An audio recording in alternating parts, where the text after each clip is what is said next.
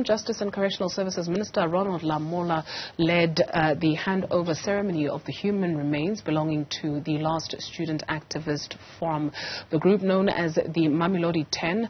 10 young student activists were killed by the then South African Security Force in 1986. They were later buried as unidentified paupers at the Winterveld cemetery. The department's Chrispin Phiri joins us now to discuss this and more. Thank you very much, Chrispin, for your time. I think perhaps let's introduce the group of 10 to our viewers. Give us a little bit of context in terms of their story. What happened? Yes, so in 1986, on the 26th of June, an apartheid operative, former MK at the time,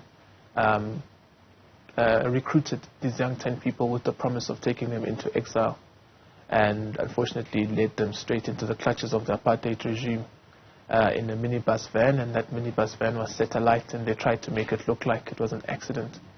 And these people were then burnt completely beyond recognition, and for many years it was thought that they were actually in exile. But after the Truth and Reconciliation Commission processes, it was then later revealed that this apartheid operative killed them, actually, with the likes of Eugene de Kock and other apartheid-era, FAC+-era apartheid operatives. And it's quite a sad story.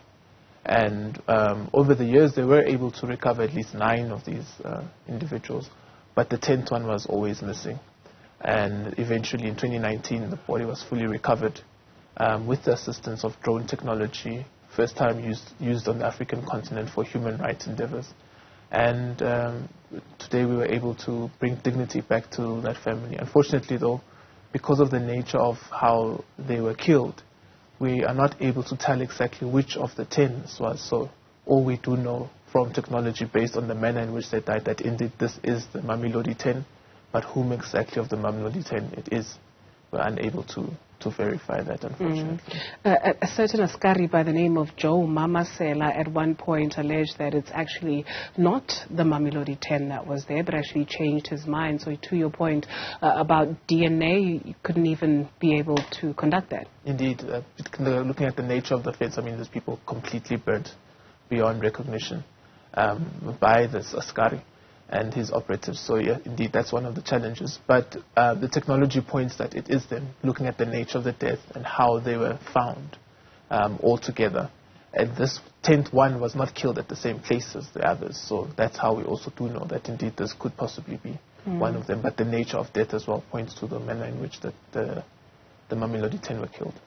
Some comfort for this family of the Mamelodi 10. There's the Mamelodi 4. During the Truth and Reconciliation Commission, there was the missing persons cases where 477 missing people were identified. Do we have an idea in South Africa just how many missing persons they are? We have an estimate based on what we've got from the Truth and Reconciliation Commission.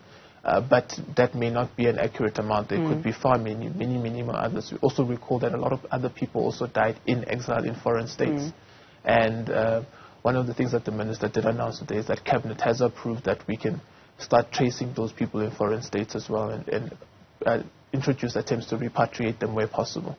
So it's a difficult and arduous task, but we have incredible people in the missing persons task team, Madeline Fullard, led by Madeline Fullard of the NPA, who have done incredible work in restoring the dignity and the remains of departed people to the families across the country and many other places in the country. I think we've done an inordinate number of these to date, and it's always heartening to see these families receiving these remains and having closure of what happened to their lost ones. And to this point, Minister also said today, one of the things that we know we should never shy away from is when people say to us, you should forget about apartheid.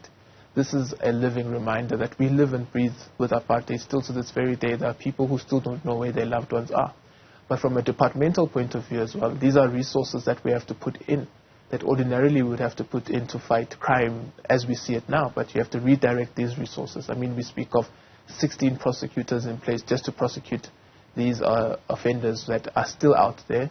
39 investigators from the Hawks set aside specifically for these tasks. These are people that could be on state capture cases, they could be on rape and murder cases, but they have to be redirected so that we can close this chapter effectively.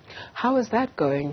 Because you mentioned that the missing persons task team is doing quite a lot of work, or has done a lot of work, but when you speak to the ordinary South African, perhaps it doesn't translate, or maybe the information doesn't get out there, or maybe the average person is not aware that there's a repository that you can, go into and you can check just how many cases have been checked off the roll, because you've got people who are also perishing from that time, and justice has not been served. So currently we have 135 cases that are being investigated by this team that I've highlighted, and they are in the process of bringing some of these matters before the courts. We also know that there have been a number of inquests, for example, the Ahmed Timel inquest, Dr. Haroon's inquest that's currently also in the pipelines in our courts.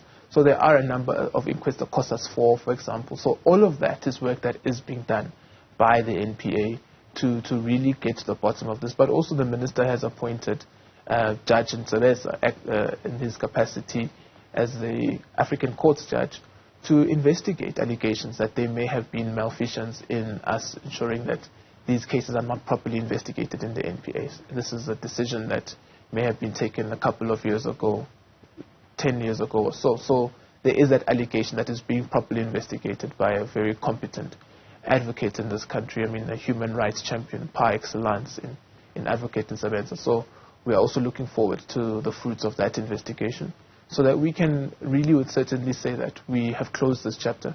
But more importantly, the people who deserve to be prosecuted are being prosecuted. But yes, time is the enemy in this instance. Some of these people are really, really old. Some of them are passing on. So, and of course, time with memory disappears as well. So it's a challenge that we really have to, get to the bottom of. South Africa and investigations.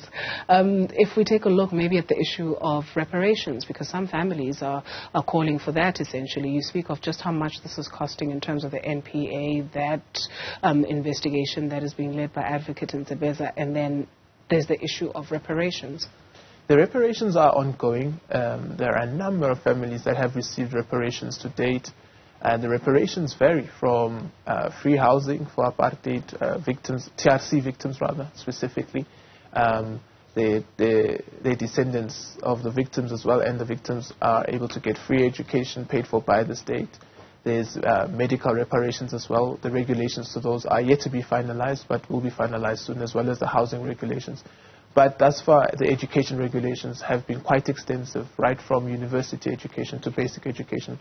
Over 120,000 people have benefited thus far from those reparations. Thank you so much, Chrispin, for your time this afternoon. Thank you.